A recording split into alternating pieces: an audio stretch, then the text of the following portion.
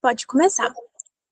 Olá, boa noite, tudo bem? É um prazer estar aqui com vocês mais uma vez. Eu vou ministrar aula nesse módulo de Direito Tributário. Nós vamos falar sobre a ciência do direito tributário, como ele é aplicado, quem paga tributos, quem não paga tributos, quem está isento ou não. O ramo do direito tributário, né, é um direito público que regula a instituição, a arrecadação, fiscalização e extinção de tributos, bem como a relação jurídica entre o ente, o Estado, que é o fisco, e o contribuinte. Ele estabelece limites ao poder de tributar limites ao poder de tributar do Estado e garante direitos e deveres das partes envolvidas. O que isso quer dizer? Quer dizer que, vamos pensar o seguinte, que para o Estado funcionar, para fazer alguma coisa, tudo nessa vida, né? Vamos falar de uma pessoa normal. Para essa pessoa comer, via de regra, ela precisa de dinheiro para comprar essa comida. Para morar, ela precisa de um dinheiro ou para pagar aluguel, ou para construir uma casa, para comprar um terreno. Precisa-se de arrecadação. Eu preciso trabalhar para arrecadar dinheiro, para gastar dinheiro. Gastar como? Eu gasto dinheiro comprando coisas para mim, investindo em mim, o básico também, né? A pessoa trabalha para se alimentar, uma pessoa trabalha para ter o que vestir, o que comer, para proporcionar lazer, conquistar alguma coisa, algum bem material. E o Estado, para ele funcionar nessa roda da sociedade, ele também precisa arrecadar. Só que o Estado não é uma pessoa física. Ele não é igual eu, que eu posso ir trabalhar. Eu não posso, o Estado não pode trabalhar, porque ele não é uma pessoa que existe, né? Ele é um ente, né? Ele é um fisco. E como é que ele vai fazer para ganhar dinheiro, para gastar dinheiro? Arrecadando dinheiro. E quem é que vai dar pagar, dar esse dinheiro para ele? Ele vai conquistar esse dinheiro de quem? De mim, de você, de todos nós, da sociedade. Por quê? Porque os tributos, em tese, né, eles devem voltar para a sociedade como um todo. Eu, Natália, pago imposto e o dinheiro do meu imposto, ele deveria, pelo menos, a lei fala que todo o dinheiro que o Estado arrecada de mim tem que voltar para a sociedade, para o bem-estar da sociedade. Eu paguei o meu imposto, o Estado arrecadou comigo, mas ele me devolveu como? Com ruas bem pavimentadas, não tem buracos na rua, com boa iluminação pública, com saúde pública de qualidade. Ele me devolve com investindo na educação, formando cidadãos bem instruídos. E é assim que funciona. É por isso que existe a tributação. Assim como eu, você e todo mundo precisa arrecadar dinheiro para gastar dinheiro, o Estado precisa arrecadar dinheiro para gastar dinheiro. Só que eu gasto dinheiro comigo mesmo. É o bem-estar de outras pessoas que são do meu interesse, são do meu afeto. O Estado não. Ele, em tese, deve gastar o dinheiro com todo mundo, conforme as necessidades e demandas.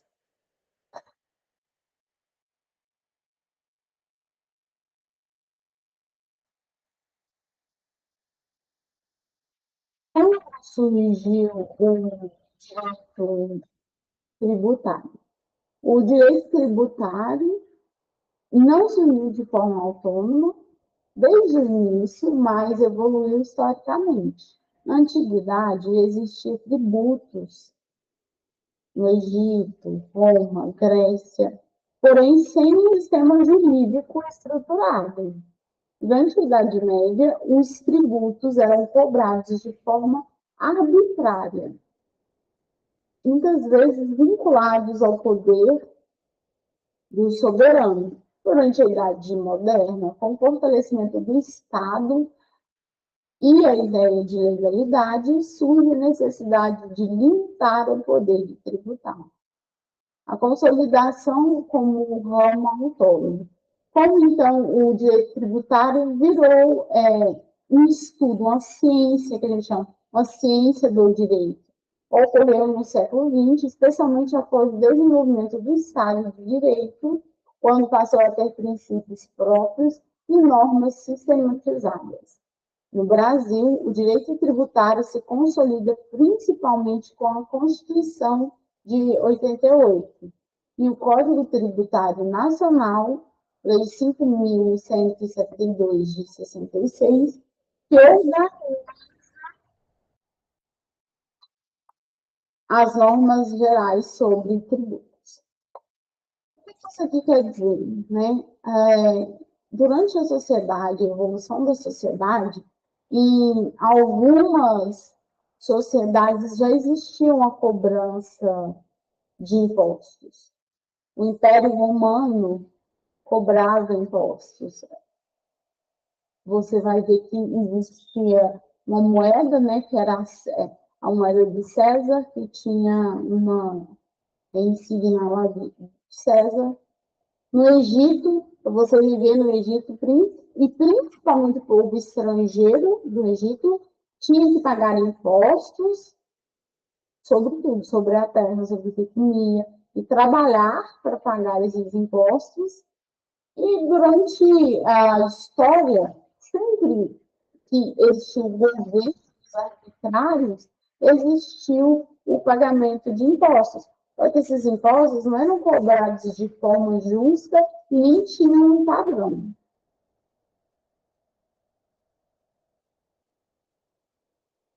Eles eram cobrados de forma arbitrária. Se o rei, o imperador gostasse de você, ou se você pertencesse a uma classe social, ou eram critérios subjetivos para se cobrar imposto.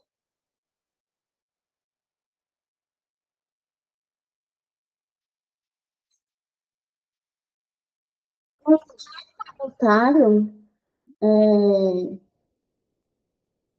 tem como principais objetivos viabilizar a arrecadação de recursos para que o Estado cumpra as suas funções. Quais são as funções do Estado? Saúde, educação, segurança, infraestrutura, isso são todos os direitos básicos que estão lá. Lembra que ajudou na consolidação do direito tributário? O que foi? Aqui. Agora eu já passo. Constituição Federal. A Constituição Federal, no artigo 5º, vai falar quais são os direitos que nós, enquanto cidadãos, nós temos. Direito à saúde, direito à moradia, direito à educação, segurança, infraestrutura. Isso tudo, a Constituição Federal vai falar que o Estado tem a obrigação de me garantir. E como é que ele vai me garantir isso? Aí volta naquele ciclo que eu falei no começo da aula. Eu preciso arrecadar dinheiro, mas assim, para eu ter dinheiro, eu preciso tirar esse dinheiro de algum lugar. E o Estado, ele não trabalha, diferente de mim, de você. Então, quem é que vai pagar por isso? Quem é que vai pagar pela saúde, educação, segurança e infraestrutura? Nós. Nós, enquanto sociedade, passamos uma parcela desse dinheiro para o Estado e o Estado devolve esse dinheiro, devolve como? Me oferecendo saúde, educação, segurança e infraestrutura. Então, um dos principais objetivos do direito tributário é oferecer as garantias fundamentais, que chamam, né? Garantias fundamentais do artigo 5º, acesso à educação, segurança, infraestrutura, saúde, direito de vir. E, para isso, o Estado precisa de dinheiro para viabilizar com que esses direitos sejam cumpridos. Limitar o poder de tributar do Estado, protegendo o contribuinte contra abusos. Como é que isso funciona? O Estado, se não tivesse a lei, ele não teria limite. Aí viraria, a tributação viraria como era na monarquia, como era nos estados, nos países, né, nos governos, onde não se existia Estado de Direito, não se existia democracia, existia uma monarquia. O monarca cobra aquilo que ele quiser. Então, a lei, ela vai falar, Estado, garanta todos os direitos fundamentais. Mas, Estado, para você fazer isso, você tem a liberdade de cobrar imposto. Entretanto, limite-se a essa porcentagem aqui. Não pode cobrar tanto que você quiser. O limite é isso aqui. Se limite a isso. Então, existe um controle. O Estado não pode cobrar mais do que a própria lei definiu. Então, a lei é um freio, um contrapeso do que é possível e legal de ser cobrado enquanto imposto. Garantir a segurança, quase que eu derrubei o suspeito, quase derrubei o copo aqui, gente. Garantir a segurança jurídica, estabelecendo regras claras sobre quando, como e quando tributar, ou seja, para que haja aplicação do tributo, precisa haver uma lei. Não existe tributo sem que exista lei anterior que o estabeleça. Porque essa lei ela tem que ter regras claras. Quando vai ser tributado? Como é que vai ser tributado esse imposto? E de quem é que eu vou tributar? E quanto é que eu vou tributar? Por exemplo, o imposto de renda, né? Que é o famoso que a gente fala, que você, dependendo da sua renda, você tem que pagar, tem que declarar imposto de renda. E isso são regras claras. Você declara imposto de renda sobre o que você ganhou e você vai pagar uma alíquota de acordo com o que você conseguiu arrecadar. Quem arrecada mais, paga mais. Quem arrecada menos, paga menos. Promover justiça social, ou promover justiça fiscal, buscando uma tributação mais equilibrada e proporcional à capacidade econômica do contribuinte. Eu acabei de falar sobre isso, né? E isso tem a ver com a segurança jurídica. Tem que existir normas claras. Por quê? Porque quando eu estabeleço essas normas claras, eu trago uma segurança jurídica quanto ao imposto de renda, como é que ele vai cobrar, quanto é que ele vai ser cobrado, por quê? Porque eu preciso ter uma isonomia. Eu preciso, no direito a gente chama, é uma máxima do direito, o que é justiça? Justiça social, também serve para justiça social. O que é justiça? A definição de justiça. O direito fala que a definição de justiça é você tratar os iguais como iguais e os desiguais na medida da sua desigualdade. Traduzindo, eu não posso, uma pessoa que ganha anualmente R$ 1 milhão, tem uma receita de R$ 1 milhão, ela vai pagar o imposto sobre isso, vamos falar que ela paga o tetra, ela paga 26% de 1 milhão, e querer que uma pessoa que ganha R$ 2 mil pague 26%. Vocês concordam comigo que isso seria igual? É igual, né? É 26% para quem ganha 1 milhão, 26% para quem ganha 2 mil reais. Mas isso é justiça fiscal? É justo? Não, porque o impacto de você tirar 26% de R$ 1 e o impacto de você tirar 26% de uma pessoa que ganha R$ 2 é muita coisa. É por isso que precisa, o direito tributário tem como objetivo promover a justiça fiscal. O que é essa justiça fiscal? O que eu falei anteriormente. Quem ganha mais, paga mais imposto. Porque a sua renda é maior, então o impacto da cobrança, da tarifação desse imposto não vai ser tão significativo quanto seria para uma pessoa que ganha menos. Hoje existe um projeto de lei, né, que vai começar a valer em 2026, quem ganhar até 5 mil reais mensais não precisará mais pagar imposto de renda. Isso é uma forma do governo promover o quê? Justiça fiscal. E aí, como é que é essa justiça fiscal? Lembre-se que o governo precisa arrecadar. Quando ele isenta pessoas que ganham até 5 mil reais de pagar imposto de renda, ele não está abrindo mão falando assim, ah, não, então agora eu vou deixar de ganhar de todo mundo que fatura até 5 mil reais e não vou mais ter esse dinheiro. Lembre-se que o Estado tem funções a cumprir, né? Funções de bem-estar em prol da sociedade.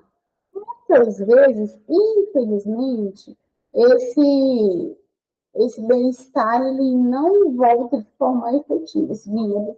Nós não conseguimos ver de forma prática a melhoria da vida da população. Mas, em tese, seria isso. E aí, eu falar de justiça fiscal. Como é que eu promovo justiça fiscal? Aí agora, a partir de 2026, quem ganha até 5 mil não paga mais imposto de renda, entretanto, o imposto de renda em produtos, em serviços, ele vai subir, tá? Ele vai subir.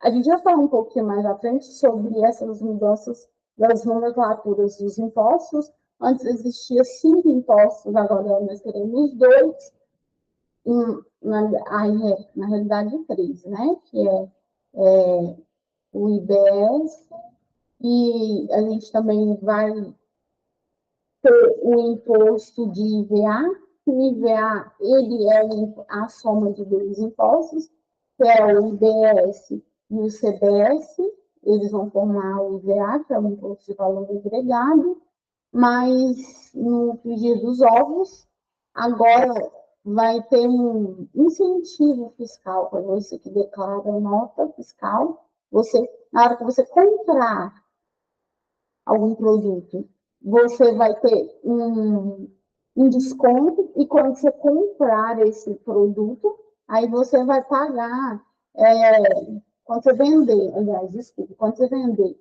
um produto, você vai pagar imposto sobre ele. Quando você comprar um outro produto, você tem um desconto. E assim você vai meio que equilibrar essa balança. Mas os impostos, eles vão subir para quem ganha mais.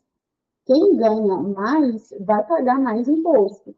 Eu até trouxe uma outra oportunidade que os dividendos até então não eram tributáveis, mas só que agora vai ser votado no início de janeiro e tudo indica que vai ser aprovado essa lei, vai ser taxado imposto de renda de até 10% sobre quem ganha até 50 mil de dividendos. E até então, até o final de 2025, os dividendos eram isentos de tributação. Agora, grandes fortunas serão tributadas. Tudo por quê? Porque lembre-se que quem ganha até 5 mil reais é segurante. E o governo precisa arrecadar. Então, ele vai aonde? Ele vai em quem ganha mais dinheiro. Então, quem ganha de dividendos de investimentos imobiliários mais do que 50 mil mensais, vai agora ser taxado, vai pagar imposto. E antes, até então, não se pagava imposto. Regular a relação jurídica tributária, definindo direitos, deveres, obrigações e sanções. O direito tributário tem que fazer, traduzindo em outras palavras, fazer essa roda girar. Ela tem que estabelecer a regra do jogo. Ela tem que regular qual que é a regra do jogo, quais são os direitos do contribuinte, quais são os deveres desse contribuinte, quais são as obrigações. E se ele não cumpre essas obrigações, o que, que acontece? Então, é o papel do direito tributário legislar sobre esse tema. Mas, lembrando, só existe obrigação se existir lei. O direito tributário demanda lei específica ou complementar sobre temas de tributos, a serem entre coisas que vão ser tributáveis, né? Ou serviços, bens ou serviços.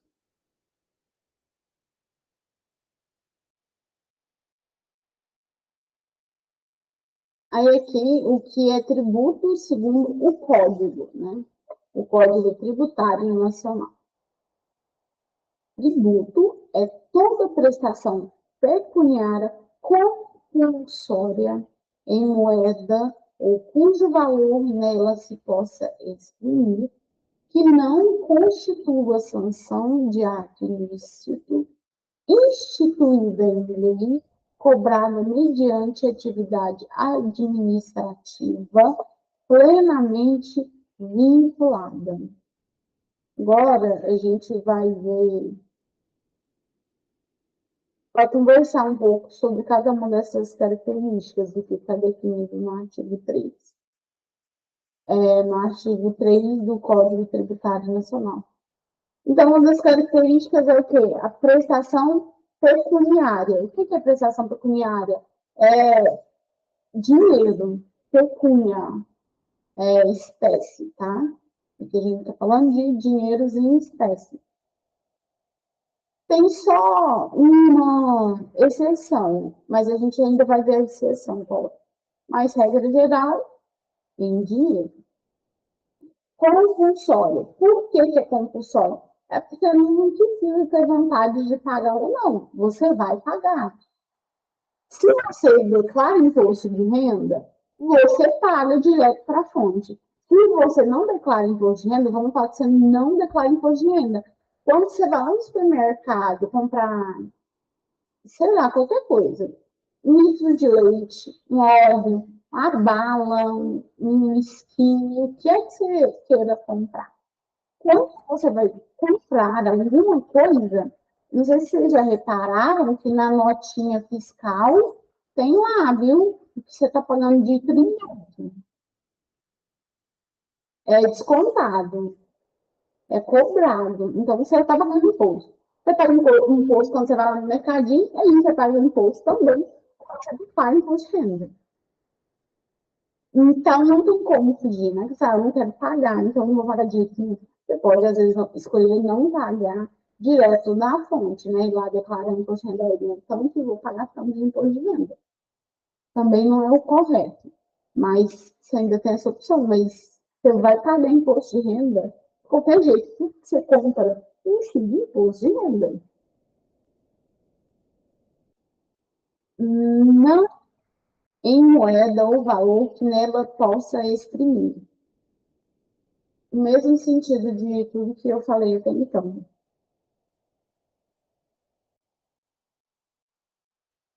Que tem que ser real, no caso, em moeda de valor que possa exprimir. A nossa moeda de valor, de expressão, é o real. Você não pode pagar tributo em dólar. Nem pesos argentinos também não serão aceitos. Tem que ser em moeda, no valor que ela possa exprimir. Não constituição são por ato ilícito. Dinheiro de origem ilícita pode ser tributado. Princípio da pecúnia non ot. Quer dizer que a tributação ela não tem caráter sancionável. Ela não tem caráter punitivo. Ela é uma instituição, ela é obrigatória e ela é instituída para gerar verbas para o governo retornar para a população. Então, não tem punição nisso. Não está tirando o seu dinheiro só por tirar o seu dinheiro. Por isso que ela não tem caráter punitivo.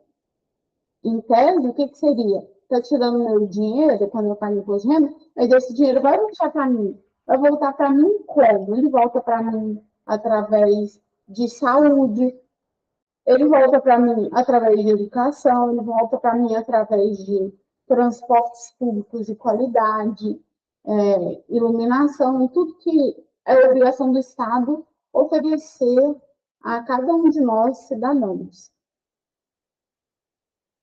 Então, não é uma punição. E, olha aqui, você vê, o dinheiro de origem ilícita pode ser tributado. Tudo que gerou renda é passivo de tributo, tá? Se uma pessoa está num esquema de lavagem de dinheiro, está lavando dinheiro, montou uma loja fantasma, essa loja não fatura o que tem que faturar para estar nesse local, por exemplo.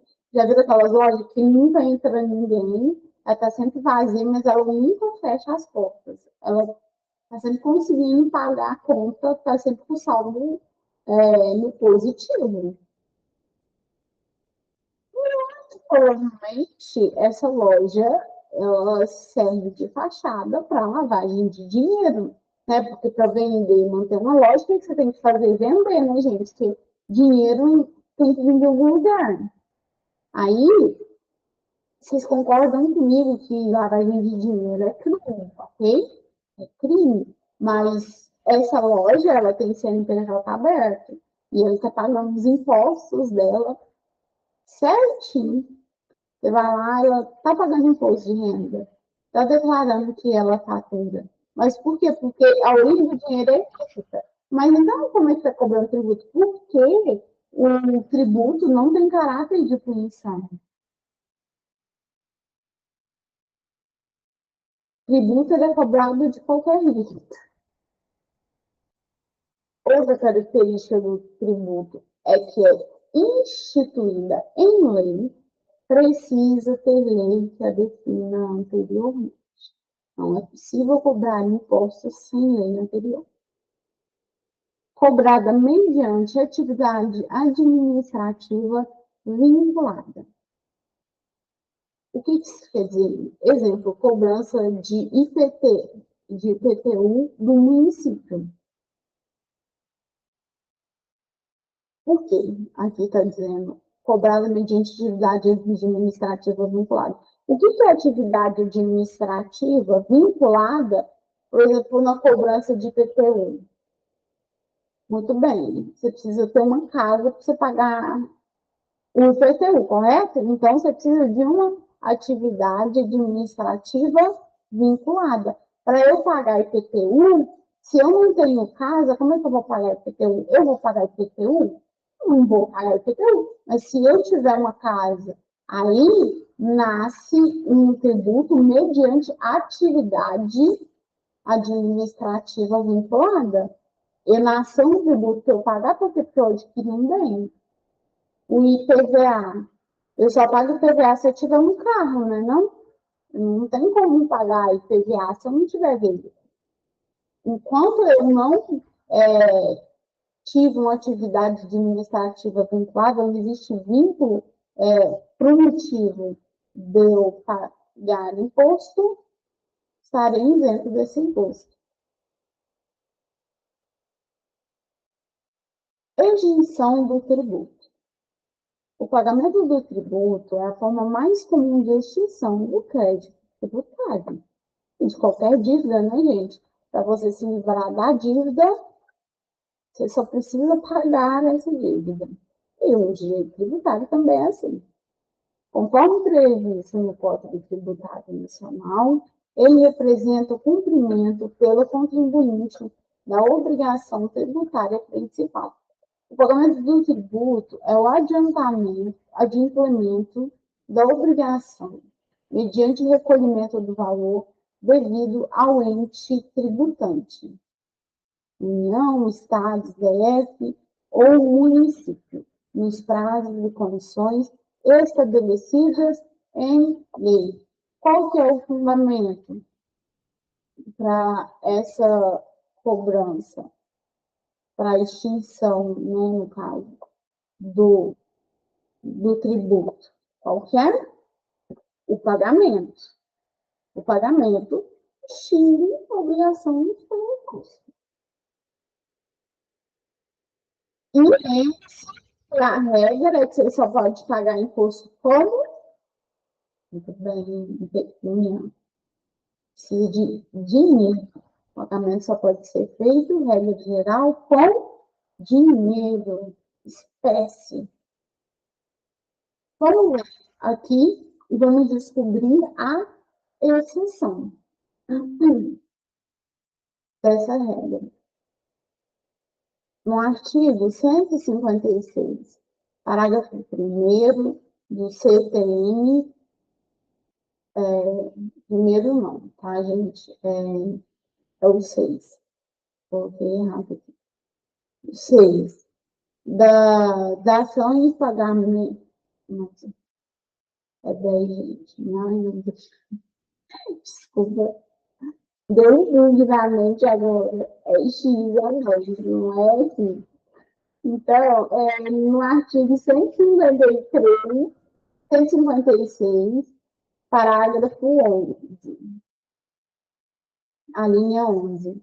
A dação em pagamento em bens imóveis na forma e condições estabelecidas em lei. A dação em pagamento, contudo, não abrange bens imóveis, somente poderia ser realizada se antecedesse os seguintes critérios: lei específica autorizando e criada pelo ente competente. Ou seja, para a regra de que só é aceito o valor em espécie, existe uma exceção. E qual é essa exceção? Essa exceção, bens imóveis. Mas para você pagar em bens imóveis, você precisa que existam as condições estabelecidas em lei. No seu município tem que estar estabelecido. Aqui no município de Minas Gerais, eu aceito o pagamento de tributo com bens imóveis, ou seja, se eu tenho 5 casas, aí eu estou devendo imposto de renda muito alto, eu posso fazer essa dação em pagamento. Eu pago o meu débito junto ao Estado, transferindo uma propriedade para o Estado. Mas precisa de lei específica. Dação em pagamento de bens imóveis para quitar o tributo. Apenas imóveis precisa de lei específica, somente o ente competente pode autorizar. Eu acabei de falar com vocês anteriormente sobre isso. Um exemplo: um contribuinte pode quitar dívida de IPTU oferecendo um imóvel ao município, se houver lei autorizando. Apenas imóvel precisa de lei específica, somente o ente competente pode autorizar. Vamos falar, então, sobre as espécies de tributos. A classificação dos tributos ela é tripartida. O STF reconhece 5 espécies tributárias. Uma dessas espécies são os impostos. E o que são impostos? Impostos são pagamentos obrigatórios ou compulsórios. A gente viu lá na definição das características.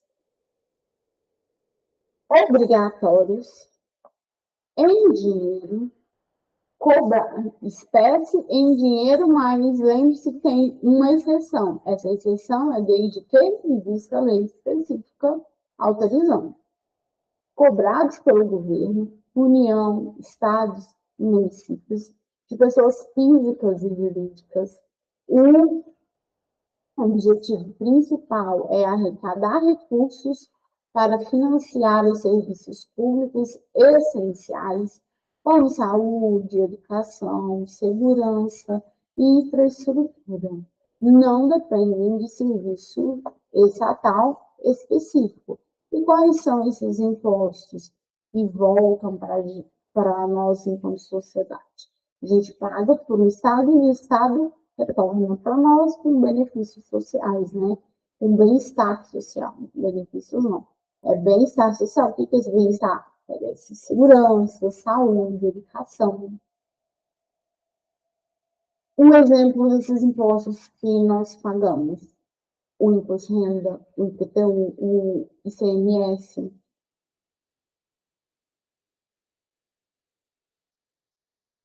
Outra espécie de tributo são as taxas. Tributo, o que são taxas? Tributo que se caracteriza por ser cobrado em decorrência de uma atuação estatal específica e divisível em relação ao contribuinte, diferentemente dos impostos, cuja cobrança independe de uma contraprestação direta do Estado. As taxas estão vinculadas a um fato gerador, né? Preste atenção nisso, a um fato gerador que envolve uma atividade diretamente relacionada ao pagador de tributo, cobradas por serviços públicos específicos ou poder de polícia. Ou seja, taxas, diferente dos impostos, que o Estado não precisa ter nenhuma contrapartida. Nas taxas, nós veremos que precisa, tem que ter um fato gerador, que é uma atividade pública diretamente relacionada. Existem, então, dois tipos de taxas. Quais são esses tipos de taxas? As taxas de serviço, cobradas pela utilização efetiva ou potencial de serviços públicos específicos e divisíveis, prestados aos contribuintes ou postos à sua disposição. Um exemplo inclui as taxas de lixo, de esgoto, de iluminação pública. Você pega a sua aqui, em Minas Gerais. Aqui na minha cidade a gente tem uma empresa, né? E vem o talãozinho dessa empresa. O talãozinho da empresa que fornece água e o talão da empresa que fornece luz. E se você vai ver na descrição da conta, tá lá assim, ó, o uso, vou dar um exemplo da água, o uso da água, né? X valor. Imposto, X valor. Taxa de esgoto. Aí tá lá assim, taxa de esgoto, a taxa, que é a taxa, que é o tributo, taxa de esgoto é X valor. Ou seja, para você ter água na sua casa, você paga a concessionária que fornece, né? As doações, que é a empresa que administra, no caso aqui na minha cidade tem uma empresa X. Essa empresa X, você paga para ela pelo serviço de abastecimento e você também paga o imposto por isso. Taxa de polícia. Aí, eu não terminei de ler, mas está aqui. Embora essa última tenha tido a sua constitucionalidade questionada e, em muitos casos, substituídas por contribuições. Ou seja, a taxa de iluminação pública gera debates quanto a constitucionalidade de cobrança. Até porque, se você for analisar, é uma obrigação, né? Está no artigo 5º do começo da aula. E isso é uma obrigação do Estado oferecer. E também tem as taxas de polícia. O que são essas taxas de polícia? Cobradas em função do exercício regular do poder de polícia. É a atividade do Estado de fiscalizar, limitar ou disciplinar direitos, interesses ou liberdade individual em prol do interesse público. Exemplos comuns são as taxas para emissão de licença, como alvará de funcionamento, licença para dirigir, passaporte, ou para realização de vistorias, você tem que pagar uma taxa. E essa taxa são as taxas de polícia que o Estado cobra.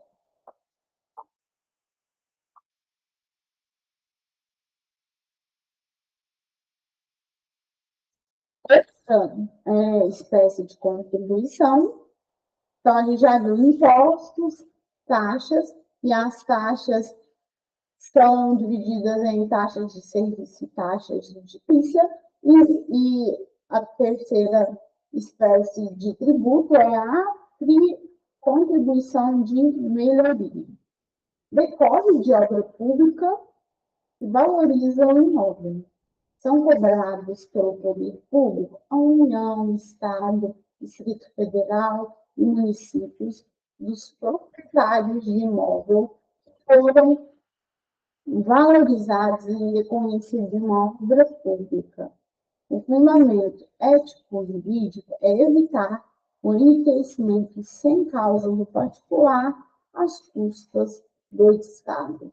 O que isso aqui quer dizer? Vamos supor que aqui de frente à minha casa, onde eu moro, tem um terreno que não está vazio. E esse terreno ele é da prefeitura, pelo que se sabe. Aí, vamos supor que o Estado o Estado do município vai falar assim, olha, que tal, vamos fazer um posto de saúde aqui. Aí, então, beleza. Aí eles pegam o terreno aqui de frente à minha casa e vão fazer um posto de saúde.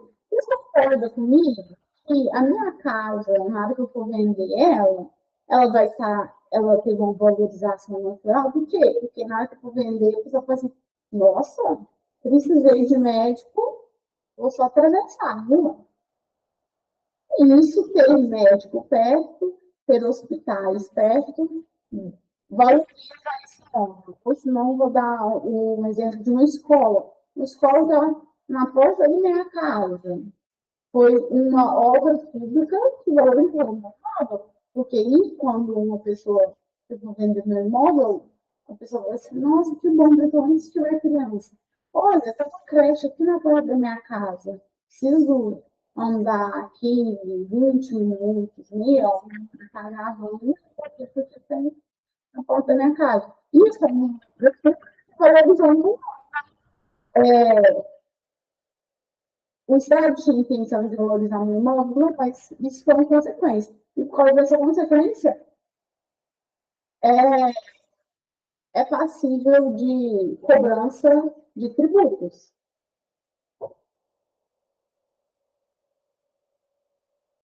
Outra espécie de tributos são os empréstimos compulsórios. O que são esses empréstimos compulsórios?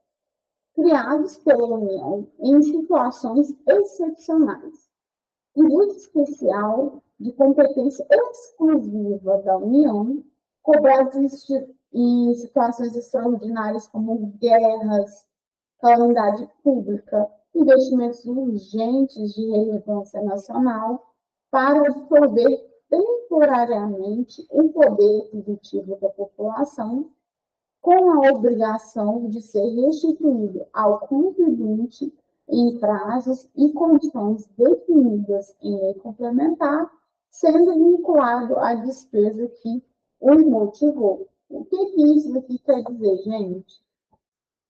Vamos supor que teve um terremoto aqui, e esse terremoto foi tão forte que destruiu casas, várias pessoas ficaram sem ter onde morar, e rompeu barragem, e foi um desastre natural completo.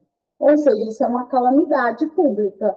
E aí, lembre que é a obrigação, é direito de nós, enquanto cidadãos, ter acesso à moradia, ter acesso a serviços básicos de saúde, ter água, comida.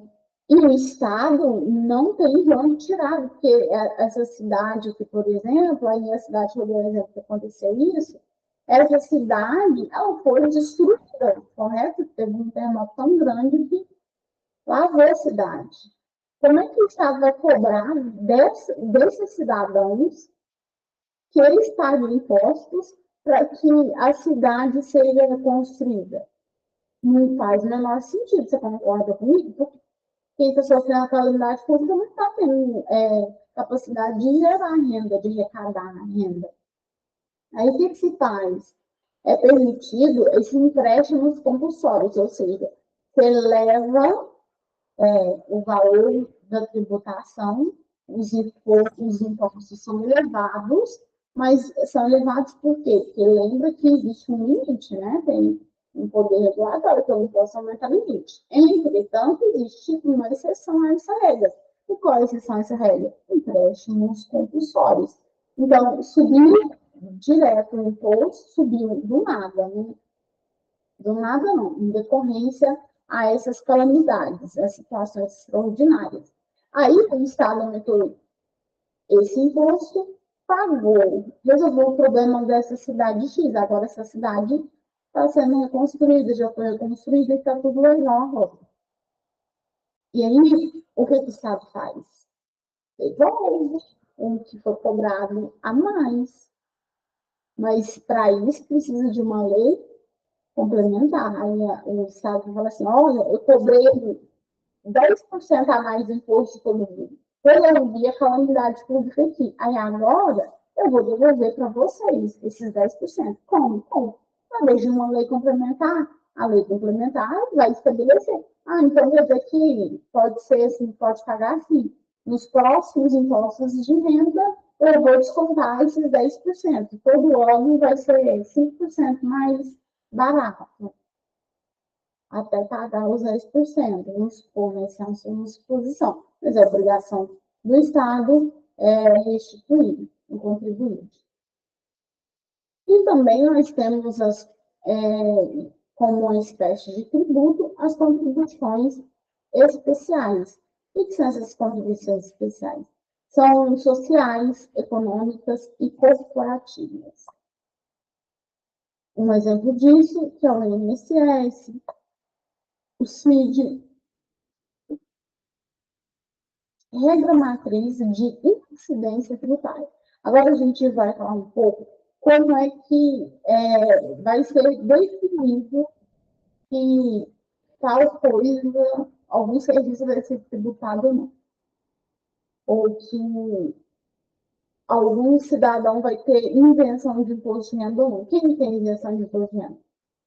Quem é que vai pagar mais tributo? Quem é que não vai ser tributado? Ou agora com a reforma tributária, quem é que vai ter crédito? Quem é que não vai ter crédito? Tudo isso são as regras matrizes, ou seja, são as regras do jogo. Para se criar um tributo, precisa de uma estrutura que é explicada quando um tributo nasce. Então, nessa lei que vai instituir o tributo, precisa, quando esse tributo nasceu. Nasceu por quê? Qual a necessidade? Aí, quem paga? Quem é que vai pagar esse imposto? Quanto que vai ser esse imposto? É de quantos por cento? Para quem paga? Ou seja, vai voltar para quem esse imposto que vai ser cobrado? Hipóteses de incidência também tem que estar na regra matriz, na hora que vai estabelecer a, vai estabelecer a cobrança de um imposto.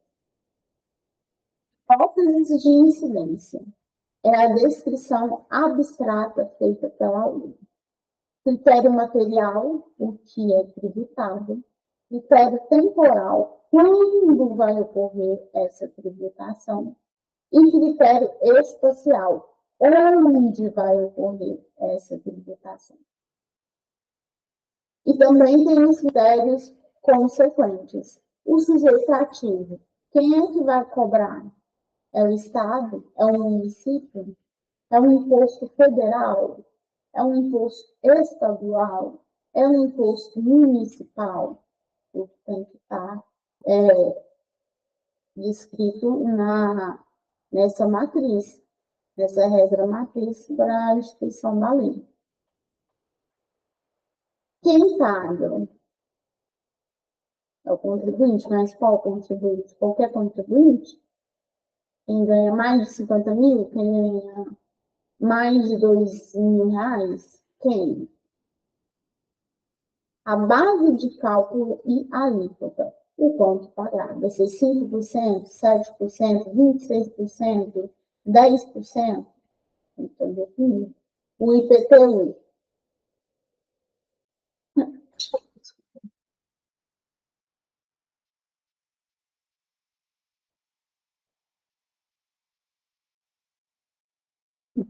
Exemplo, o IPTU. Foi proprietário de um imóvel urbano no primeiro dia de janeiro. O que gerou a obrigação de eu pagar o IPTU? Porque eu adquiri um. Se eu não tivesse imóvel, eu não teria que pagar. Aqui eu respondo, ó, quem cobra? O município. Olha lá, município. Então, essa regra matriz aqui do IPTU, vamos destrinchar. Sujeito ativo. Quem é o sujeito ativo do IPTU? Município. Beleza, então, aqui. Município cobra. Quem é o sujeito passivo? Quem tem imóvel. É específico esse sujeito passivo, porque não é qualquer pessoa. Se eu não tenho casa, eu não pago IPTU. Então, é específico. Quem paga, quem tem, quem tem imóvel. Quanto paga? 1%, 3%, 5%? Quanto?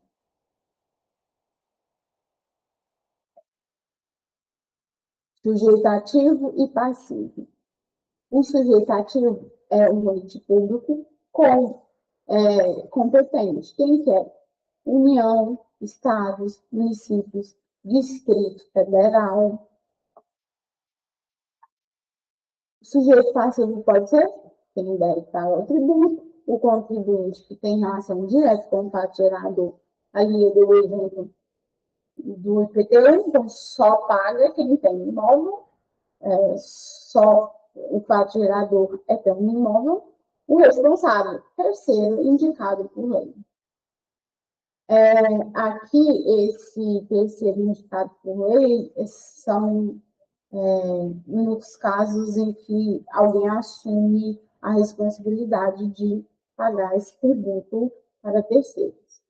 Exemplo, no IPTU, o proprietário é contribuinte, o possuidor pode ser responsável. Aí aqui, o responsável, no caso, é o locatário. O locatário é proprietário? Não. Ele, em tese, tem que pagar o PTU? Não. Mas se foi definido em contrato, o contrato tem força de execução, ele é legal, o responsável passa a ser o locatário.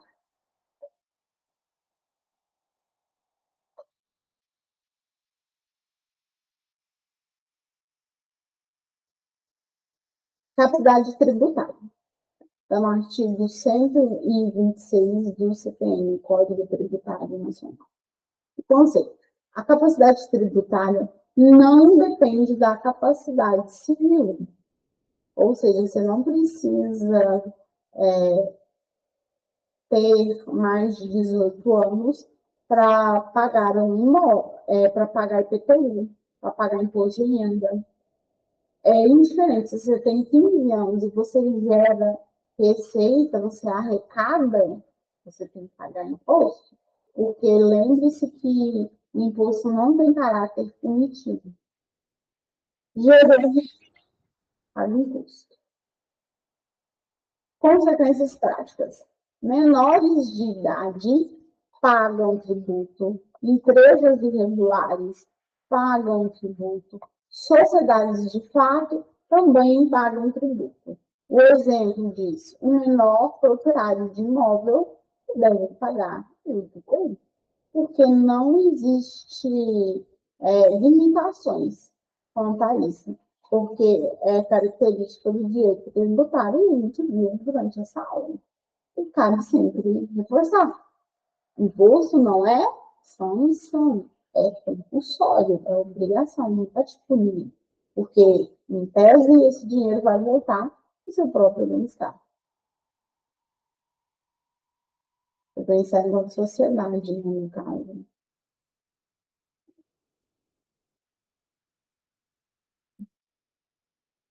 Domicílio tributário é o local onde o contribuinte recebe notificações, é fiscalizado, paga tributos.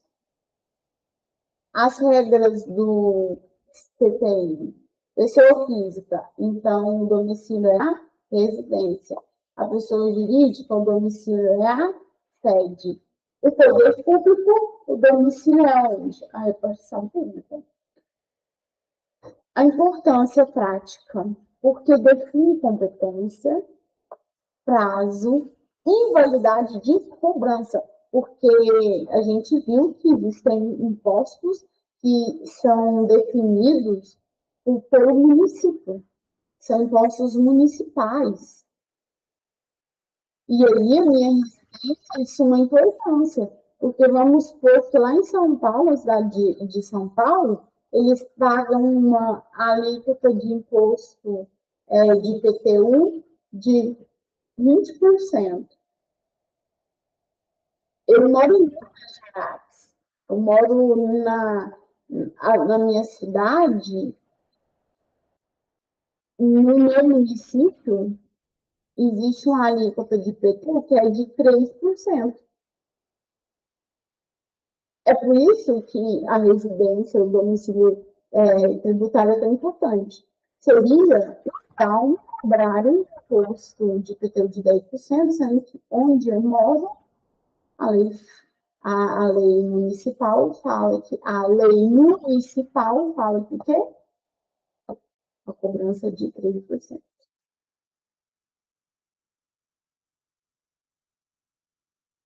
Validade, vigência e eficácia da lei tributária.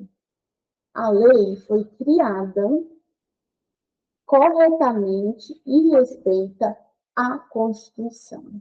A vigência. A lei existe juridicamente quando ela já foi publicada. A lei pode produzir efeitos, que são a eficácia. Exemplo, lei publicada, mas com vigência futura. Válida, mas ainda sem eficácia. Que é o quê? A mudança tributária que está vindo agora para 2026, com o novo código, com as mudanças do código tributário, elas vão ter uma rodada teste a partir agora do ano de 26. Elas estão ativas, mas elas vão ser efetivas em caráter obrigatório agora no ano de 2026, é o período de transição. Agora, por exemplo, algumas taxações são facultadas, é facultativo, se o MEI quer aderir ou não. Na próxima aula eu vou explicar um pouco melhor sobre isso para vocês. Quer aderir ou não quer? Então, é uma fase experimental. Já a partir de 2032 é obrigatório, não vai ter mais tempo para se adaptar. A lei vai ser plenamente executada.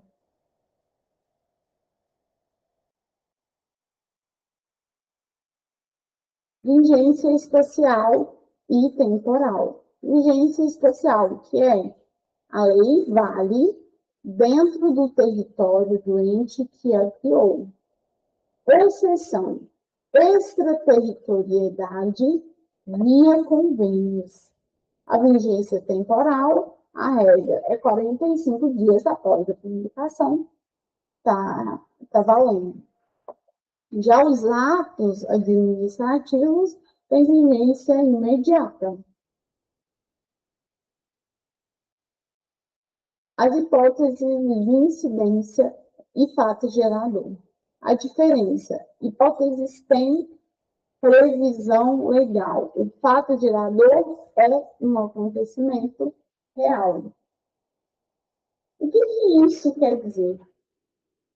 Quer dizer assim, que as hipóteses vamos falar do tributo. O tributo.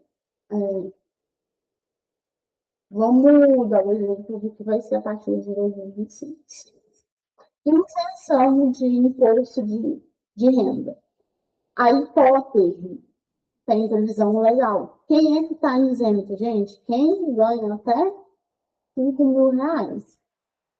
E o fato gerador? Sou eu, trabalhadora, ganhar menos que 5 mil reais. O acontecimento real está lá, a previsão legal. Quem ganha menos de 5 mil reais não paga imposto. Aí, se eu ganhar até 5 mil reais, eu não pagar imposto. Se eu ganho 5.700 reais, eu pago imposto. Quais são os tipos? Instantâneo ocorre em um momento, continuado ocorre o tempo todo, periódico, apurado em períodos.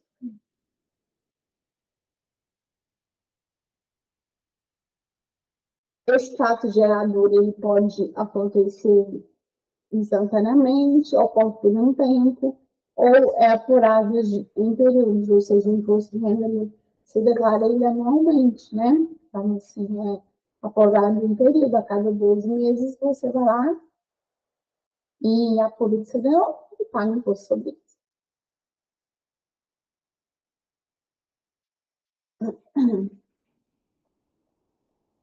Competência tributária.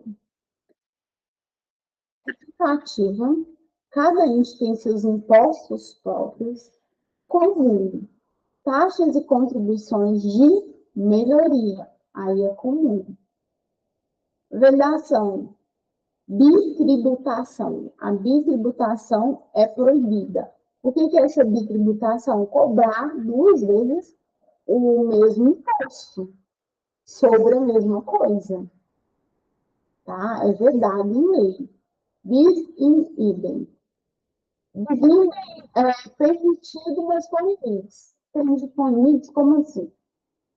A gente vai ver aqui que a competência tributária bis in idem quer dizer que é quando o mesmo ente federativo, a União, o Estado ou o município, cobra 2 vezes mais o mesmo tributo sobre o mesmo fato gerador.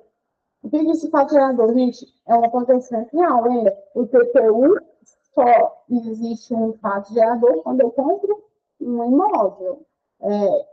Eu já pago o imposto de importação, por exemplo, se eu compro uma coisa fora do Brasil. Comprar coisa dentro do Brasil, não pago imposto de importação.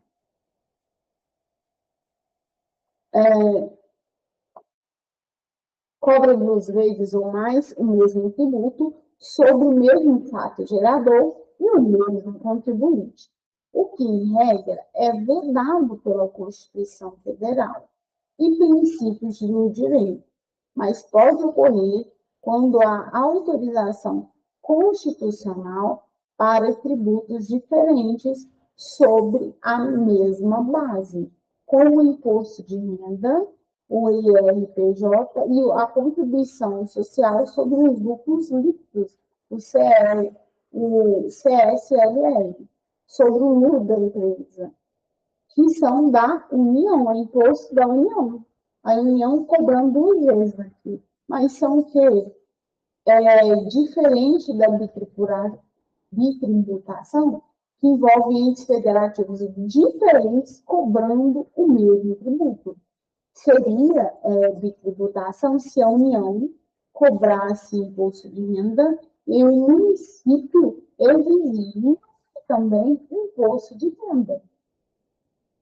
Então, mesmo são entes federativos diferentes cobrando o mesmo tributo.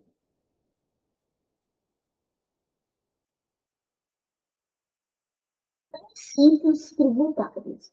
Quais são esses princípios, gente? Legalidade, sem lei, não há tributo.